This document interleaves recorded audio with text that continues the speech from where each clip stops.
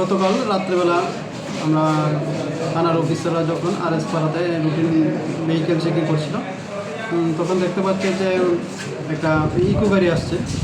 অন্যান্য গাড়ির মতো আমরা ওই গাড়িটাকে আমরা যখন চেক করছিলাম সন্দেহজনকভাবে, তখন ওই গাড়িতে যখন চেক করছি তখন ভিতর থেকে দেখা গেল যে এখানে 3জন পুরুষ 3জন মহিলা, তারা বিহার থেকে বিলংস করে ইন্টারোগেশনে যেয়েছে। তারপর থেকে গাড়িতে তল্লাশি করে আমরা 20 কেজি ড্রাই গাঁজা সিজ করি। তৎক্ষণাৎ আমরা ওই সমস্ত ধরনের ফর্মালিটিস করে আমরা তাদেরকে থানায় নিয়ে আসি এবং যারা পুরুষ লোক ছিল তাদেরকে আমরা রাত্রেবেলায় অ্যারেস্ট করি। বাকি 3জন মহিলা যখন ইন্টারোগেশন করার পর তারা স্বীকার করেছে তারা এই ব্যবসার সঙ্গে জড়িত। তারা একটা টাকার বিনিময়ে ওইগুলি বিহার নিয়ে যাওয়ার উদ্দেশ্যে এগুলি গাড়িতে নিয়েছিল।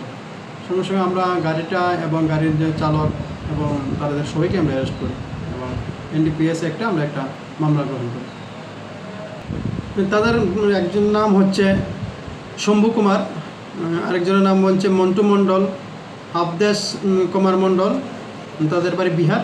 এবং তাদের সঙ্গে যে গাড়ির চালক এবং মালিক হচ্ছে গৌতম দেববর্মা, বাড়ি লেফুঙ্গা।